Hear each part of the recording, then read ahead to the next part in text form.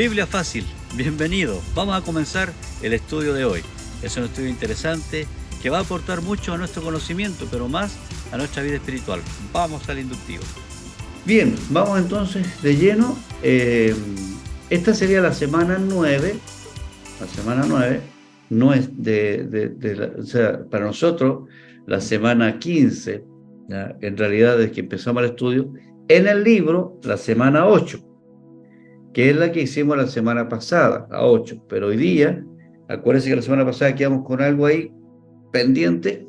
Entonces hoy día lo que vamos a hacer, vamos a pasar rápido lo que ya hicimos, pero vamos a terminar con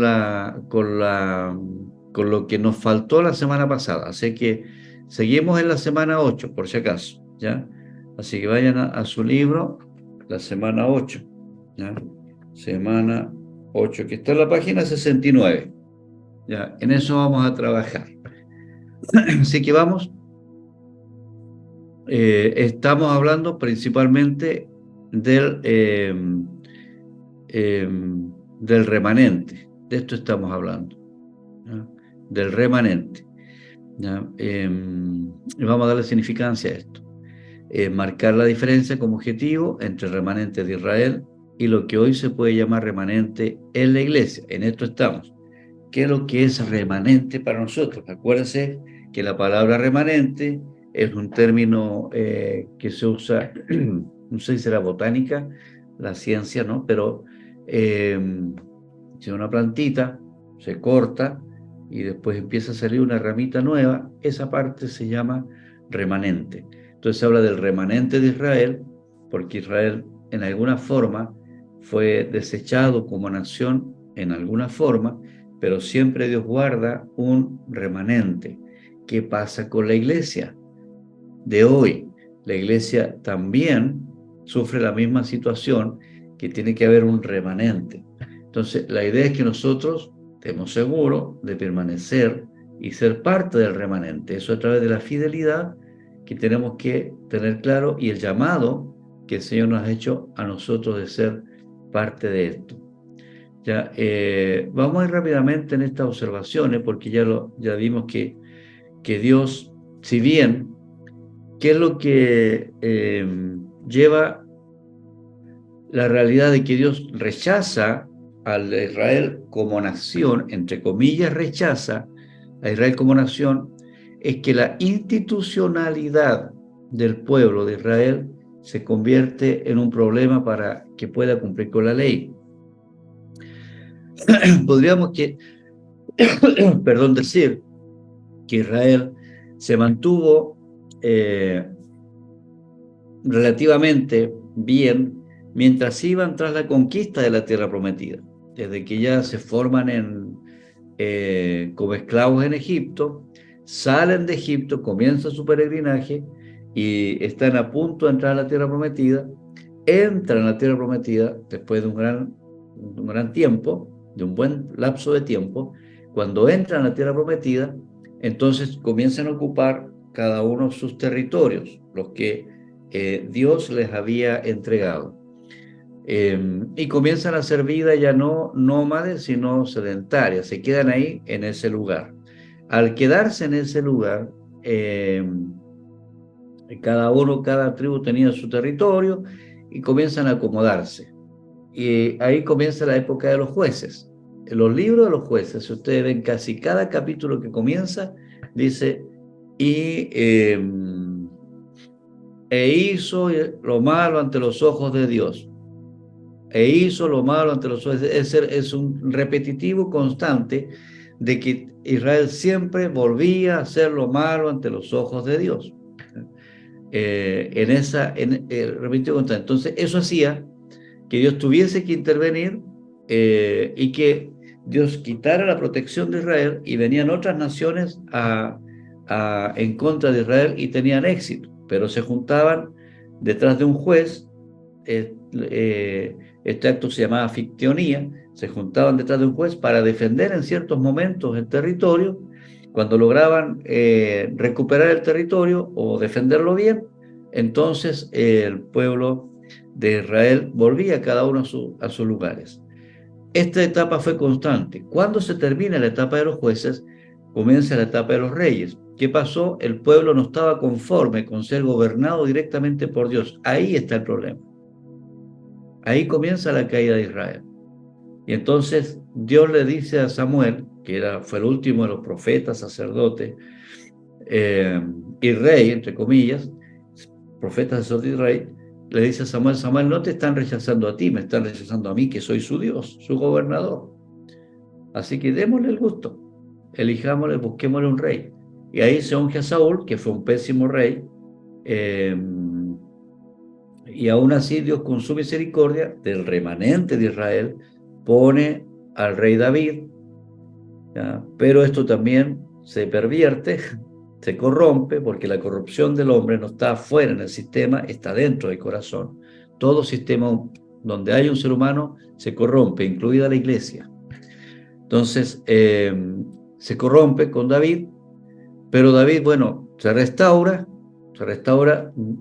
digamos, en su corazón para con Dios, no hacia el reino, porque el reino se va en decadencia. Asume Salomón. Salomón ejerce un buen reinado de conquista, de extensión de territorios, pero cuando él muere, quedan dos de sus hijos, Jeroboam y Roboam, y ellos dividen el reino en Israel del norte y del sur, o Judá e Israel, y ahí ya la decadencia sigue, la caída es caída libre. Primero cae Israel y después cae Judá, la nación del sur. Toda esa historia está en el libro de los Reyes, en el libro de los Reyes y Crónicas, ¿ya? Entonces, y cae. Pero eso, ¿qué está diciendo? Que Dios intentó, ¿ya?, trabajar con Israel, los eligió, pero ellos no estuvieron a la altura porque no tenían capacidad de cumplir con las leyes que Dios les dio y que ellos mismos se fueron imponiendo. Y entonces se mantiene como el remanente de Israel con la palabra de Dios y con la promesa del Mesías. A ese remanente desciende Jesús, ¿ya?, y trae un mensaje nuevo, que es el que había predicho Jeremías mucho tiempo antes: escribiré mis leyes, ya no en libros y ya no en instituciones, sino en su mente y en su corazón. Ese mensaje se cumple con Jesús, ¿ya? Y ahí Jesús, y de eso justamente es lo que vamos a hablar ahora. ¿Qué pasó con Jesús cuando se está cumpliendo esta palabra indicada por el profeta Jeremías? Bueno, y otros profetas más. Así que sigamos. Hablamos del remanente, que es recordar que fuimos elegidos, tanto Israel como nosotros, por gracia, no por obras, ¿ya? Si es por obra, ya no es gracia. Entonces, si es por gracia, la obra ya no corre, ¿ya? Entonces, esa enseñanza debemos tenerla clara. Romanos 11:6. Y si es por gracia, ya no es por obra. Es decir, ¿cómo podríamos decir, bueno, si somos salvos por gracia? Pero entonces, si la salvación se pierde, la pregunta es, hay muchas preguntas que eliminan esa posibilidad de que la salvación se pierda. Téngalo claro esto. ¿Por qué? Si yo soy salvo por gracia, ya soy salvo, y para mantener mi salvación tengo que hacer obras. Es contradictorio, ¿ya? O es por obra o es por gracia. Si soy salvo por gracia, Jesús dio su vida por mí por gracia, entonces, y yo soy perdonado. Luego, la pregunta que podríamos hacer es, ¿por qué pecados perdería la salvación? ¿O cuántos pecados debería cometer para perder la salvación? Entonces, esto nos lleva como a clasificar el tipo de pecado. Y no hay tipo de pecado, el pecado es pecado. Nosotros magnificamos o disminuimos de acuerdo a nuestro pensamiento medio puritano, medio católico, para decir, bueno, esta es la clasificación de los pecados. Hay ciertos pecados que son capitales y otros que no lo son tanto. No, pecado es pecado. Por lo tanto, la pregunta sería, ¿por qué pecados pierdo la salvación? La respuesta es retórica. No hay ningún pecado por el cual se pueda perder la salvación. Si ya somos salvos en Cristo, no hay pecado que nos haga perder la salvación. La siguiente pregunta sería, si entonces no pierdo la salvación, entonces puedo pecar todo lo que quiera y voy a ser salvo, siempre salvo. La respuesta es imposible que un niño que una persona que ha nacido de nuevo cometa pecado y no tenga inmediato arrepentimiento para estar en buena relación con el Padre. Una persona que peca deliberadamente y pretende mantener una vida cristiana y a la vez una vida en el mundo, esa persona no es salva. Así es la realidad. Porque si tuviese el Espíritu de Dios, el Espíritu Santo, nos convence de pecado. Por lo tanto, el que comete un pecado, bueno, tiene conciencia de pecado. Y eso hace naturalmente que dice, bueno, yo no estoy bien haciendo esto. Y esa conciencia de pecado hace que su vida se vaya ajustando hasta eliminar por completo ese pecado. ¿Ya? Entonces, eso es la salvación. Entonces, no es una posesión, no es algo que uno posea. Recuerda que ya hemos hablado de esto. Uno es salvo en el pasado. Yo fui salvo de la condenación. Ya no estoy condenado porque en Cristo estoy justificado. Entonces yo soy salvo. No estoy condenado por los pecados pasados.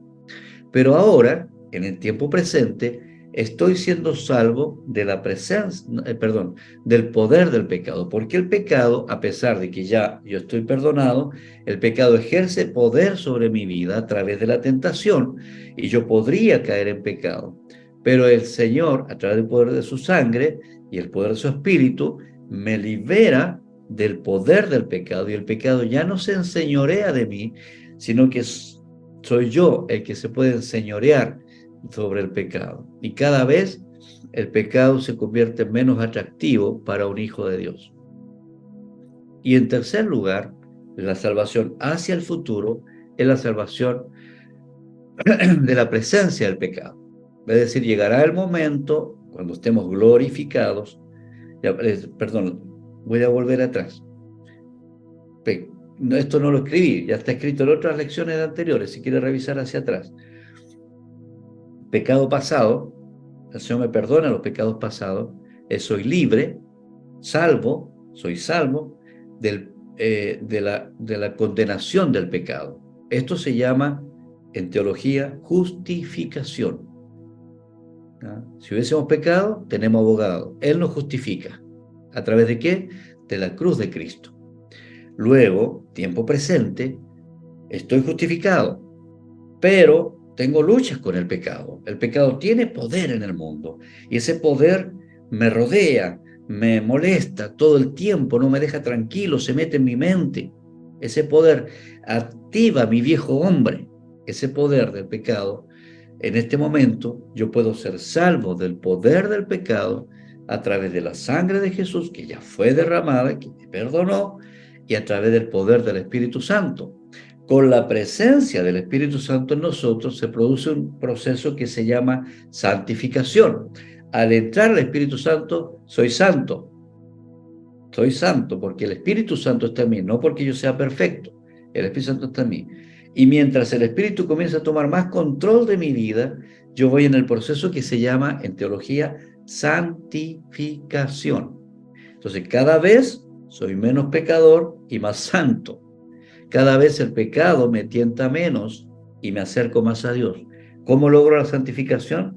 A través de un tiempo de intimidad con Dios. Por eso nosotros somos insistentes en decir, todos los días hay que orar, todos los días hay que leer la Biblia, hay que buscar la relación con el Espíritu Santo constante, mañana, tarde y noche.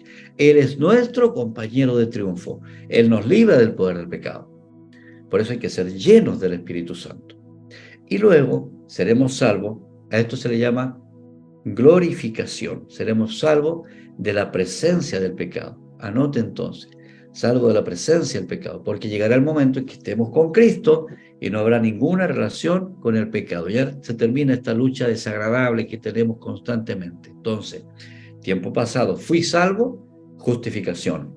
Tiempo presente, estoy siendo salvo del poder del pecado, santificación.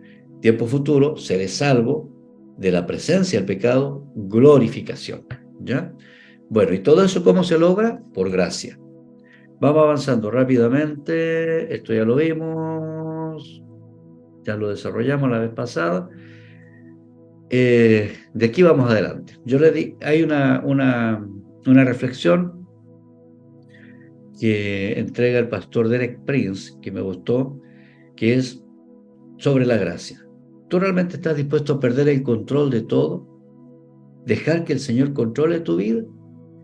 Si entendemos que nosotros no podemos satisfacer la exigencia de Dios para nuestra santidad y para estar en su presencia, entonces nos entregamos por completo a su gracia. Entonces yo le entrego el control al Señor porque yo no soy capaz de ser tan bueno como Dios exige. Pero también, al entrar en este proceso, puedo ser rechazado por la gente común.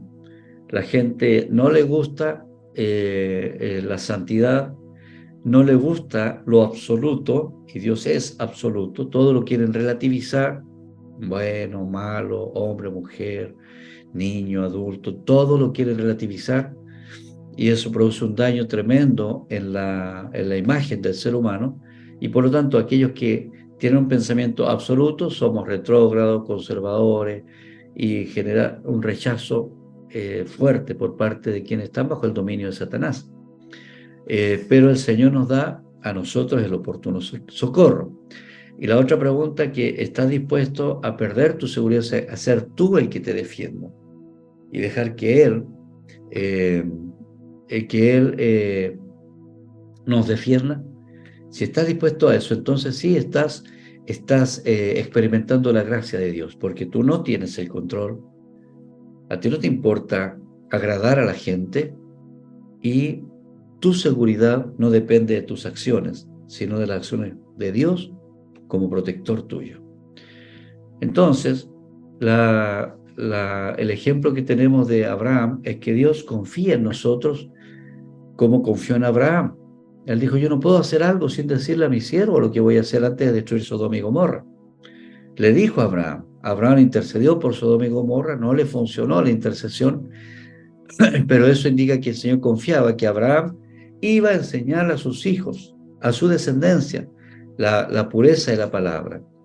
Esto es tan necesario, tener ese temor de Dios para transmitir a la siguiente generación el temor a Dios. Dios confía en ti.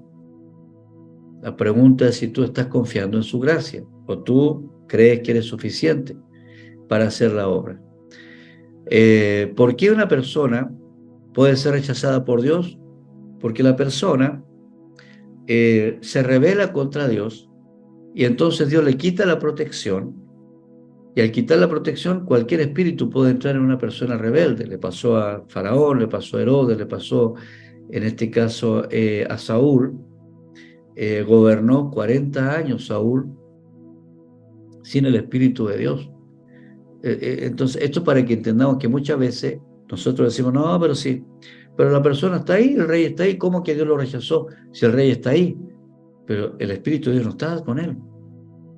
Entonces, yo me atrevo a decir que hay muchas instituciones, iglesias, religiones, denominaciones incluso, que están funcionando en el nombre de Dios, pero sin Dios. Son fuertes declaraciones que obviamente no me voy a atrever a dar nombres ni nada, menos por acá, pero sí es como para pensar, porque hablan de Dios, hablan en nombre de Dios, pero se acomodan a los tiempos del mundo. Eso no puede ser. Dios no se acomoda a los tiempos del mundo. Las estrategias pueden cambiar para evangelizar, pero no cambia la palabra de Dios, ¿no? Entonces hay que tener mucho cuidado con eso, porque hoy día se sabe de mucho, se ve mucho de congregaciones gigantescas incluso, pero que están abrazándose mucho a los pensamientos y de las ideologías nuevas que están surgiendo. Bueno, ni tan nuevas, pero que están surgiendo con mucho poder y autoridad. Entonces, el espíritu sí se puede estar apartando y puede estar fuera de muchas congregaciones que hablan en nombre de Dios. Sigamos. Recordamos el mensaje central, que si confesares con tu boca que Jesús es el Señor y creyeres en tu corazón que Dios lo levantó de los muertos, serás salvo. Porque con el corazón se cree para justicia, pero con la boca se confiesa para salvación. Entonces, las palabras claves son, en este caso, es confesar con la boca, ¿ya? Pero ¿qué es lo que se confiesa? El señorío de Cristo. Y aquí está el gran detalle. Confesar a Jesús como Señor no es decir, no, si yo creo en Dios, no, si yo creo en el Señor. Confesar a Jesús como Señor es entregarle el control de todo y dejar que su gracia controle todo. Mi vida, mi economía, mis sentimientos, mi familia, todo, mis proyectos profesionales, mis emprendimientos, todo lo debe controlar el Señor. Cuando el Señor controla todo, entonces yo lo confieso con mi boca, ¿ya? Lo confieso con mi boca y lo asiento en mi corazón. Es decir, esto no quiere decir que de buenas a primeras, por eso algunos hablan incluso de un proceso de conversión. Yo no sé si la conversión puede ser en un momento o puede haber un proceso de conversión. No me voy a meter en temas teológicos de cómo ocurre, pero lo que sí hay que hacer, tener claro, es que si uno comienza a confesar con la boca, se asienta en el corazón. Primero lo digo, si Jesús es el Señor de mi vida, Señor, te entrego el control de mis finanzas, el control de mis sentimientos, el control de mis proyectos, entonces, cuando me toca actuar en el proyecto, en la finanza o en mis sentimientos, como ya lo estoy confesando, va bajando el corazón, al espíritu. ¿Ya? Y cuando yo creo que Jesús es el Señor y Él comienza a tomar el control, si lo estoy creyendo de corazón, es evidencia suficiente entre Dios y yo de que tengo la salvación asegurada. Y si me equivoco, tengo el Espíritu de Dios para convencerme del pecado que he cometido y la sangre de Cristo para perdonarme. Entonces es un proceso constante. Yo a cada rato estoy dejando que el Espíritu Santo me convenza de pecado y cada momento estoy confesando y que la sangre se aplica cada momento a mi vida y entonces estoy en el camino correcto. Porque con el corazón se cree para justicia, para ser justificado por Él, pero se confiesa con la boca. Si yo no soy capaz de confesar con la boca que Jesús es mi Señor, no soy salvo. Sigamos. Porque todo aquel que invocar el nombre del Señor será salvo. No es decir, Señor, ayúdame, no. Es que yo invoco el nombre, pero del Señor. Esta es la palabra clave, es el Kyrios, el amo, el dueño, el gobernador. Si digo que Él es mi gobernador, actúo como Él, como mi gobernador. Bueno, ya hablamos de esto ya, vamos a avanzar. Aquí quiero llegar. ¿Ya? Fruto, es la evidencia y condición del reino. ¿Por qué el Señor rechazó a Israel? Porque no dio el fruto suficiente. ¿Ya? Ahora el Señor dice en el versículo 21, porque si Dios no perdonó a las ramas naturales, es decir, a Israel como institución, como nación, a ti tampoco te perdonará como institución, como iglesia. Mucho cuidado, porque no vamos a llegar arriba del cielo y vamos a decir, no, yo pertenezco a la iglesia tanto, al Ministerio de Visión Nueva, ¿ya? Y por eso tengo derecho a ser salvo, estoy inscrito en el libro, abrí mi célula, participaba en los estudios inductivos. Usted puede decir lo que quiera al Señor, pero el Señor no nos perdonará si no funcionamos conforme a lo que Él dice. No nos perdonará, se refiere a la institución. Es decir, allá no vamos a entrar como en el barco del Arca de Noé, que fue una ilustración de salvación, pero no vamos a entrar, bueno, en el barco del Ministerio de Visión Nueva, o de bautistas, o de pentecostales. No, así no vamos a entrar en esos barcos. Va a ser distinto. Entonces hoy día hay instituciones que dicen, no, nosotros como denominación tanto tenemos esta postura, pueden tener todas las posturas que quieran como institución terrenal. Eso no deja de ser una organización terrenal, la que tiene personalidad jurídica y todas esas cosas, que está bien hacerlo, hay que ser ordenado. Por eso no quiere decir que tú vas a llegar al cielo y decir, mira, yo pertenezco a tal denominación con esta personalidad jurídica, ¿ya? Y por eso tienes que dejarme entrar en el cielo. No funciona así. El Señor también va a rechazar a todas las religiones. Porque las religiones con nombre, con denominación, no son las que inspiró el Señor. Ahora, por eso deberíamos salirnos de todas, entonces que si nos salimos de todas seríamos nosotros la perfecta, la sin nombre. ¿Me entiendes? O sea, estamos dentro de un sistema que tenemos que funcionar, pero que tenemos que tener claro que no por ser del Ministerio Visión Nueva, tú te vas a salvar. O no por ser de la iglesia pentecostal, o por ser iglesia bautista, o metodista, lo que quieras decir, presbiteriana, anglicana, nombra lo que quieras. No te vas a salvar por pertenecer a una denominación. ¿Ya? Hay algo más que se requiere. Y la evidencia y la condición del reino, la evidencia y condición es esto. Este es el eslabón perdido en la teología. Pocos hablan de esto, pero ahora nos vamos a referir a esto. Por tanto os digo que el reino de Dios será quitado de ustedes, le dice el Señor a los israelitas, y será dado a gente que produzca los frutos de él. Es decir, ¿qué es lo que está buscando el Señor? Frutos del reino. ¿Qué pasó con Israel? Era un pueblo que conquistaba, que ganaba, que vencía, pero ya cuando se instituyeron, se pusieron como una institución, pusieron un rey encima, entonces comenzaron a centrar todos los intereses en ellos mismos, se olvidaron de conquistar. Quizás yo no soy Dios para decirlo, pero lo lógico habría sido, ¿cierto?, en forma natural, que el impacto de Israel como nación hubiese eh, eh, traspolado todas las naciones, ¿ya?, con su elección divina, y enseñado el mensaje del Mesías a todas las naciones. Pero ellos se cerraron en ellos, y entonces Dios tuvo que abrir una brecha a través de Pablo, a través de Jesús primero, y a través de Pablo, hacia los gentiles. Porque ellos se cerraron. ¿Y qué pasó cuando se cerraron? Dejaron de dar fruto. ¿Y qué es lo que busca el Señor?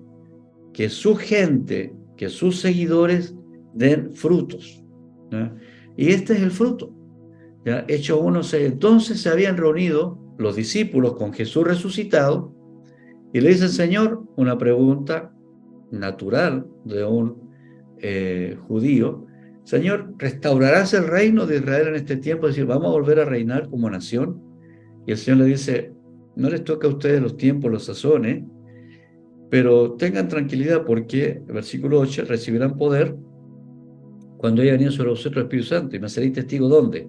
Parte en Jerusalén, que es lo que es la nación, digamos, la capital de Israel en ese tiempo, en Judea, la provincia, en Samaria, el país más cercano, y medio combinado con Israel, también Samaria, pero luego dice hasta lo último de la tierra. ¿Qué está diciendo el Señor? Queridos discípulos, yo les estoy dando una unción fresca para que este nuevo evangelio, para que este evangelio, este mensaje, llegue a todas las naciones. Lo que no pudo Israel como nación, lo van a poder ustedes como mis discípulos. ¿Ya? Eso es lo que está diciendo el Señor. Mateo 24:14, Jesús mismo es el que está hablando acerca de los últimos tiempos, y dice: y será predicado este evangelio. ¿Cuál es el evangelio? Jesús es el Señor. Ese es el evangelio. Será este evangelio del reino. Jesús es el Señor del reino y del mundo. Será predicado a todo el mundo. Es decir, todas las naciones sabrán que Jesús es el Señor. Todas las naciones lo sabrán. Cuando esto ocurra, vendrá el fin. Es decir, ¿en qué parte del proceso nosotros estamos? En el proceso de la evangelización del mundo.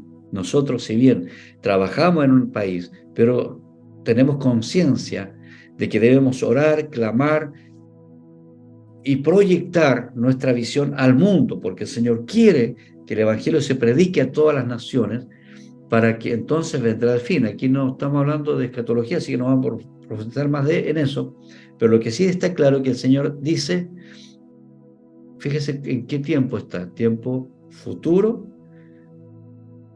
pero Jesús dice, y será predicado. Es decir, el Señor dice que será predicado. Queridos, nada va a impedir que el evangelio llegue a todas las naciones, nada. Y nosotros debemos ser parte de eso. El Señor, que cuando esto ocurra, hasta que la última persona reciba el mensaje, entonces vendrá el fin. Los que quieran saber cuándo viene Cristo, ahí, cuando el mensaje de Cristo sea predicado a las últimas naciones de la tierra, donde hoy día todavía no llega el mensaje. Por eso debemos orar para que el mensaje de Cristo llegue a todas las naciones. Ahora vamos a trabajar en Juan 15, porque esto se refiere al fruto, la evidencia y condición del reino. O sea, el fruto es evidencia que toman el reino, y también una condición. Yo soy la vid verdadera y mi padre el labrador. Todo pámpano. Ahora fíjese que el Señor ya no está hablando en el mensaje de Juan 15. De Juan 15, Jesús le da toda esta enseñanza extraordinaria a los discípulos, y ya no habla de naciones, sino de que habla de pámpano. Ya no habla de instituciones, sino que habla de todo pámpano que en mí.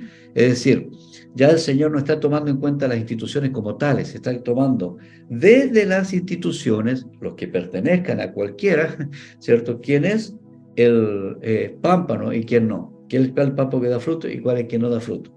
La pregunta siguiente es, entonces, ¿da lo mismo ser de cualquier cosa? De cualquier iglesia, de cualquier denominación? No da lo mismo. Y yo lo decía, ¿por qué no da lo mismo? Porque el Señor nos hace nacer en una familia espiritual donde nos da las herramientas para dar fruto. Y si yo nací en una denominación que está no dando fruto, yo debo preocuparme porque puede que esté en un lugar equivocado, ¿ya? Entonces, tengo que preocuparme de eso. Todo pámpano que en mí no da fruto, lo quitará. Y todo aquel que lleva fruto, lo limpiará. ¿Ya? Entonces, tenemos dos opciones. O somos quitados o somos limpiados. Pero no todos juntos, individual. Tú puedes ser quitado o tú puedes ser limpiado, como pámpano.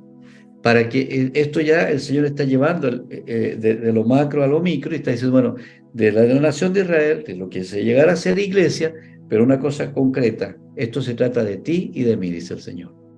No se trata del líder de célula, del pastor de la iglesia tanto, no, se trata de ti y de mí. Y hablemos de esto. Lo quitará o lo limpiará. ¿Para qué lo va a limpiar? Para que lleve más fruto. ¿Por qué el Señor rechazó a Israel? Porque dejó de dar fruto. Ya vosotros estáis limpios por la palabra que os he hablado. Permaneced en mí y yo en ustedes. Como el pámpano no puede llevar fruto por sí mismo, si no permanece en la vid, así tampoco ustedes, si no permanecen en mí. Fíjese, una iglesia o una persona que no da fruto no está permaneciendo en Dios, en Jesús. Entonces volvemos atrás a la pregunta de la salvación. Es probable que haya mucha gente en la iglesia que no esté siendo salva, y que haya muchas denominaciones que hayan dejado de predicar la salvación, que estén predicando otro tipo de mensaje. Entonces la salvación es clara, hay un cielo y hay un infierno. Yo soy salvo del infierno, y cuando soy salvo del infierno, estoy en el reino de los cielos. Cuando entro al reino del cielo, de Dios, entonces comienzo a dar fruto. Bueno, yo estoy en el reino de Dios, pero no doy fruto. Eso es lo que hay que pensar. ¿Estoy en el reino? Sí, estoy en la iglesia. Puede que esté en la iglesia, pero no esté en el reino. El reino de Dios, donde Él gobierna, donde Él es el Señor. Y todo el que confiese que Jesús es el Señor es salvo. ¿Y la iglesia? Bueno, si la iglesia no predica el señorío de Cristo, no está predicando el mensaje completo. Hay iglesias que predican la salvación. Jesús salva, sí, Cristo salva, pero Él no salva al que no es su discípulo completo, al que no lo recibe como Señor para el gobierno de su vida. Y el que no reciba a Jesús como Señor, no da fruto.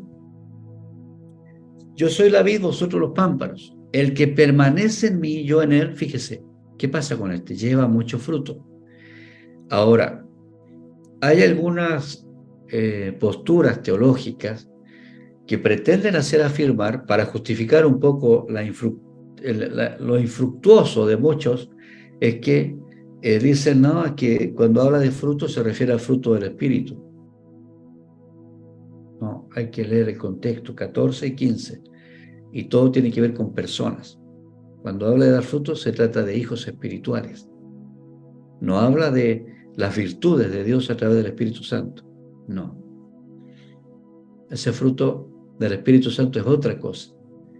El llevar mucho fruto, el Señor lo está refiriendo directamente a tener buenos resultados en la evangelización. Ahora, el mucho fruto es cuestionable según el lugar donde estemos. En Chile se puede llevar mucho fruto, en Perú, en todas las naciones de Latinoamérica se puede llevar mucho fruto. Pero hay otras naciones como Corea, como China, donde hay gobiernos comunistas y ateos que persiguen a los cristianos o musulmanes se llevan fruto. Pero una persona de esa nación quizás valga por 100 o por 1000 de acá en naciones que tenemos libertad para predicar todavía. Entonces, el que permanece en mí, fíjese que dice la palabra mucho. O sea, el Señor insiste en que no es poco, es mucho. ¿Por qué? Si no lleva fruto es porque está separado de mí. Ahora, yo no puedo ser hijo de Dios si está separado de Jesús. Por eso es que es importante tener claro el concepto de si somos o no somos hijos de Dios. Porque el que en mí no permanece es echado fuera como pan y se cae, lo recoge y lo echan en fuego y arden. Es decir, si estoy en Él, si Él es el Señor, entonces yo voy a permanecer en Él. Si permanezco en Él, la consecuencia es fruto. Recuerden esta conexión. El Espíritu Santo vendrá sobre ti, le dijo el ángel a María, y entonces darás a luz un hijo. Si el Espíritu Santo viene sobre una carne como nosotros, como un ser humano como nosotros, y comienza a gobernar, el resultado siempre va a ser hijo espiritual. Siempre, siempre. O sea, es la lógica. Si un hombre y una mujer tienen relaciones, el resultado va a ser un hijo. Salvo que se cuiden o que haya algún problema. Pero lo normal es hijo. El Espíritu Santo y yo, el resultado siempre va a ser discípulos, hijos, gente que va a aprender de lo que yo enseño, de lo que tú haces. Va a aprender. Algunos tendrán muchos en cuanto a multitudes, otros tendrán menos, pero siempre hay gente que va a seguirte, ¿no? Si está el Espíritu Santo, si has nacido de nuevo, si Jesús es el Señor. Y los que no, ya leímos el destino. Si permanecen en mí y mis palabras permanecen en ustedes, pidan todo lo que quieran y os será hecho. Se corrió, sí, permanece, ya. Y os será hecho. Entonces, ahora esto lo lleva a una relación de beneficio especial. Porque si entendemos qué pedir a Dios, podemos pedir cualquier cosa y Él lo hará. ¿Quién es? El Padre. El Padre nos recibe como hijo, el Hijo da fruto y entonces puede pedir lo que quiera, porque tiene comportamiento de hijo, tiene sello de hijo y tiene el Espíritu Santo de hijo. Por lo tanto, no es una persona que esté que viva en el mundo y en la iglesia. No, es hijo. Es hijo. En esto he glorificado a mi Padre, en que llevéis ¿qué? Otra vez, mucho fruto. Si lleváis mucho fruto, entonces eres discípulo. No, yo soy discípulo de Cristo, pero no llevo fruto. Hay que pensarlo. Hay que pensarlo. ¿Ya? Entonces, ¿y qué es lo que busca el Padre? ¿Cómo se glorifica a Dios? No es decir, gloria a Dios. Es una forma de reconocer, de verbalizarlo. Pero la gloria a Dios se lleva cuando lleva mucho fruto. Y mira, Padre, todos los que he alcanzado para ti, sin querer, por estar conectado con tu Espíritu Santo, la gente me busca, yo les hablo, les comparto el Evangelio y se van convirtiendo. Señor, se va dando solo. No es que, hermano, tienes que ir a evangelizar, sale a las naciones. No, aunque ese mensaje es verdadero, es muy técnico si no va con el poder del Espíritu Santo. Cuando el Señor le dice a los discípulos, id y hacer discípulos a todas las naciones, ese ir es yo sé que irán, yo sé que van a salir, es decir, es una lógica, y van a ir con poder. Entonces, cuando el Espíritu Santo entra en ti, el Espíritu que te convence a ti va a convencer a otro a través de tus palabras, porque tú eres hijo de Dios. Entonces, inevitablemente va a llevar fruto. Lleva mucho fruto. Ahora el Señor nos habla de amor y gozo. Yo agregué la palabra paz porque Jesús en otro momento dice, yo mi paz os dejo, la paz os doy. Amor, gozo y paz es lo que la gente anda buscando. Si guardaréis mis mandamientos, permaneceréis. Ahora, permanecer en Cristo significa permanecer en el amor de Dios. Así como yo he guardado los mandamientos de mi Padre y permanezco en su amor. Estas cosas he hablado para que mi gozo esté en ustedes y vuestro gozo sea cumplido. O sea, un hijo de Dios siempre está rebosante de amor, está lleno de gozo y hay una tremenda paz en su corazón. Estos tres ingredientes hacen, digamos, la combustión para que se encienda la luz, brille la luz y los demás empiecen a acercarse a esa luz que es como un faro en una noche de tempestad para la gente. Ese rayo de luz comienza a brillar y la gente comienza a buscar, a acercarse porque necesitan esa luz. Este es mi mandamiento, que os améis unos a otros. ¿Qué tiene que ver esto con la evangelización, con ser luz, con la salvación, con el señorío? Porque cuando Jesús es el Señor, no solamente nos une con Él, sino que también nos une con los hermanos. Es inevitable, es algo natural, nos une. Y entonces ya no importa si al hermano le gusta el café y a mí me gusta el té, si a mí me gusta el té frío y al hermano le gusta el té caliente, si a mí me gusta sentarme en el suelo y al hermano le gusta, no importa si mi hermano tiene un doctorado en todas digamos, las profesiones posibles y yo soy un ignorante en el área académica, da lo mismo. Da lo mismo, todos nos aprendemos a amar. Si tengo mucho, tengo poco, soy rico, soy pobre, soy grande, soy chico, soy blanco, soy negro, da lo mismo. Nos amamos profundamente. Ese es el amor que surge de Dios. Y eso se practica en familia. ¿Ya? Pero ¿cómo? Como yo es amado. ¿Cómo nos amó el Señor? Un amor que dio su vida por sus amigos. Que nadie tiene mayor amor que dar la vida por los amigos. Luego le dice al Señor, ustedes son amigos, pero si hacen lo que yo les mando, ¿qué lo estaba mandando a hacer? Amarse unos a otros. Y el amarse unos a otros surge en forma natural, pero tiene que tener una condición, porque yo tengo que aprender a tratar bien a la gente, a llevarme bien con los demás, y a no querer que todo funcione a mi pinta. Por eso surgen tantas denominaciones y cosas, porque cada uno tiene que tener su iglesia a su pinta. ¿Ya? Un traje a la medida. No, a mí me gusta así y así tiene que ser. No, somos nosotros los que tenemos que entrar en el traje de Dios. Y el traje de Dios es el amor incondicional. Amar a la gente, no importa si nos devuelven el mismo amor o no. Y cuanto más, amar a la familia de la fe. Eso genera un efecto evangelístico profundo y poderoso.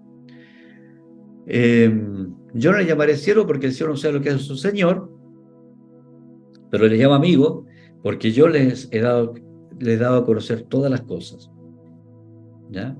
Todo lo que el papá me dijo, yo se lo he dado a conocer a ustedes, es decir, ustedes son amigos míos.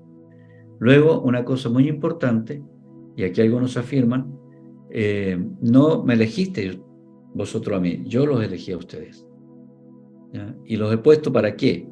Para que llevéis fruto. Y ahora el Señor agrega otra cosa, para que vuestro fruto permanezca. Entonces, resumen, un hijo de Dios que pertenece al reino, es un hijo que lleva fruto.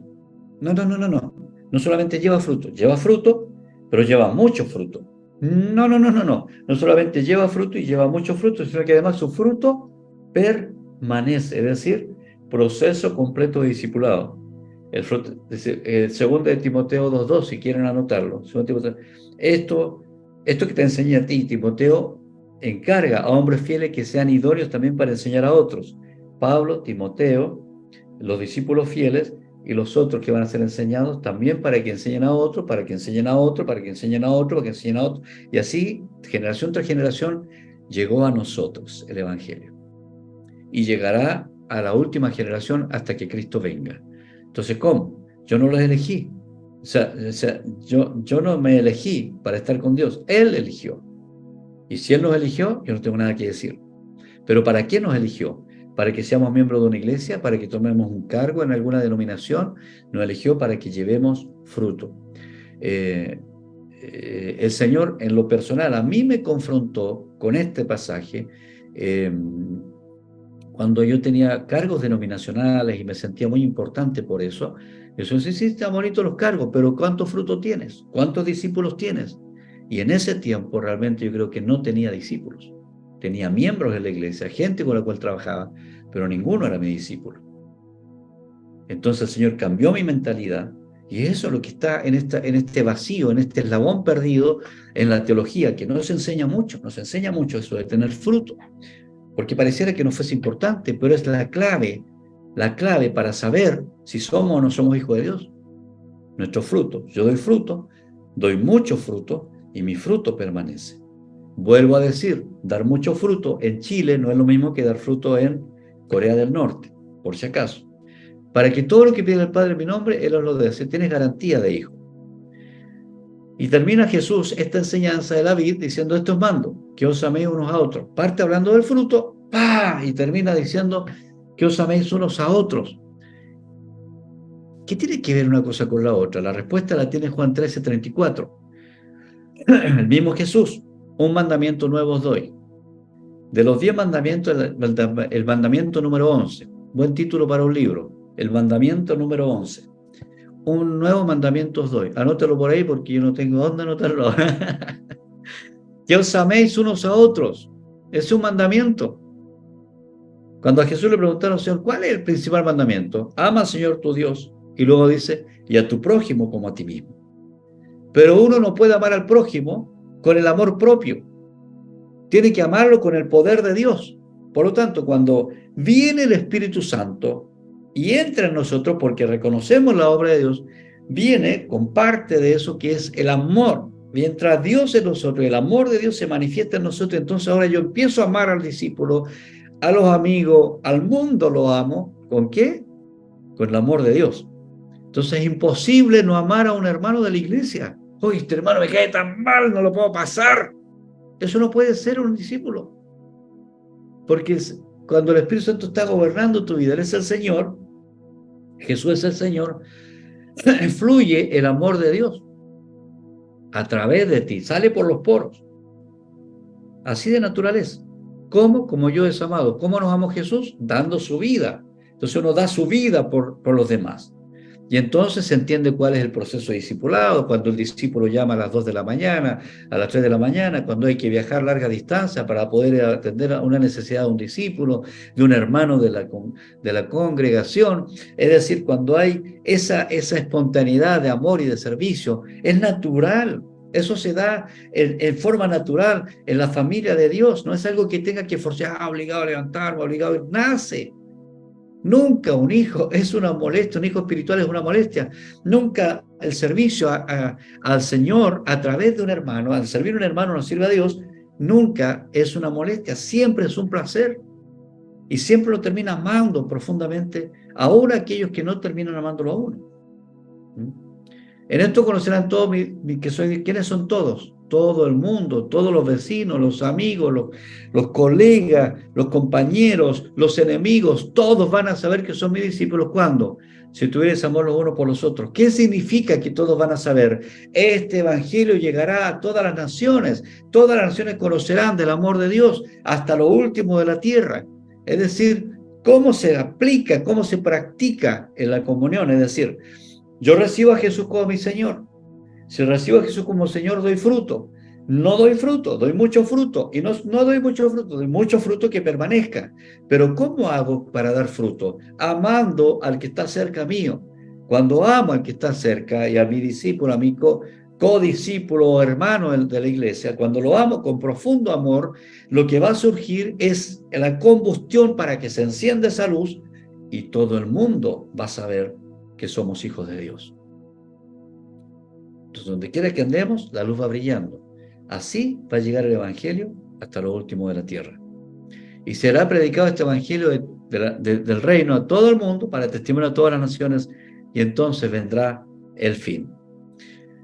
Aplicación. Dios no solo está dispuesto a perdonarnos y limpiando nuestro pecado, sino que además proveyó para salvación eterna por medio del más grande sacrificio, el sacrificio de amor de Jesús.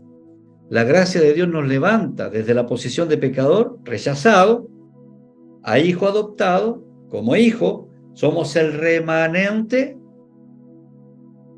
que da mucho fruto permanente. Mucho fruto permanente. Somos el remanente que da fruto permanente. Y ese fruto permanece. Estamos dando fruto y el fruto permanece. No es que la iglesia tiene puerta de entrada y puerta trasera. Entran y salen, van pasando por la iglesia. No, permanece. Y eso le da solidez a lo que nosotros hacemos. Aplicación. El Señor trabaja en este caso en el tema personal. No se trata de qué es lo que hace la iglesia, se trata de qué haces tú. No se trata si la iglesia se va al cielo, se trata si tú te vas al cielo. No se trata si la iglesia da fruto, no se trata si tú das fruto. Así como Israel, el Señor de Israel eligió a 12, a Jesús eligió a 12 y luego a Pablo, se eligió a esos, a ellos le exigió, a las personas. Y de ahí surge el evangelio hacia los gentiles que somos nosotros. Ahora nos exige a nosotros que amor, el gozo, la paz y el fruto no son cosas que pueda instituirse, o sea, que pueda decir ya, la iglesia tanto tiene amor, la iglesia tanto tiene gozo. No, es algo que fluye en nosotros en forma natural, porque estamos en él. Y te hago un reto para la semana. Conéctate. Si hay personas acá que están en nuestro estudio semanal y no pertenecen a alguna célula, y si estás en una ciudad donde hay célula, pregúntame, yo te puedo conectar con alguna célula para que participes. Si no, hay célula virtual. No sé si estará Raulito, Marjorie. Ellos hacen una célula virtual. No sé si hay otros que estén haciendo alguna célula virtual, pero sé de Raúl y Marjorie que hacen una célula virtual donde de diferentes lugares se conectan, donde a lo mejor hay ciudades donde no estamos presentes nosotros como ministerio, pero pueden conectarse a una célula virtual. Igual cumple el propósito. En segundo lugar, desafío crece. ¿Ah? Crece, se parte de nuestro proceso para el crecimiento. Nosotros tenemos todo un proceso de enseñanza para enseñarnos a ser hijos de Dios, o sea, cómo comportarnos como hijos de Dios y también a poder dar fruto a través del discipulado personal y de las células. Así trabajamos nosotros. Otros trabajan de otra manera. Nosotros trabajamos con discipulado personal y con células. Familiarízate, comparte con la familia. ¿Ya? Están siempre, todos los que estamos conectados, siempre invitados a todas nuestras actividades que hacemos como ministerio. Y multiplícate. Si ya eres parte de una célula, también se parte de la multiplicación de tu célula. Entonces, comencemos a dar fruto. Dejen que la luz brille. La noche está avanzada, se acerca el día, desechemos las obras de las tinieblas, no pensemos que somos salvos porque estamos perteneciendo a algo, sino que vistámonos las armas de la luz. Y andemos como de día. Uf, qué estudio más interesante el de hoy. ¿Qué te pareció? A mí me fascinó. ¿Por qué? Porque la palabra de Dios siempre tiene algo nuevo que entregarnos, aunque lo hayamos leído muchas veces.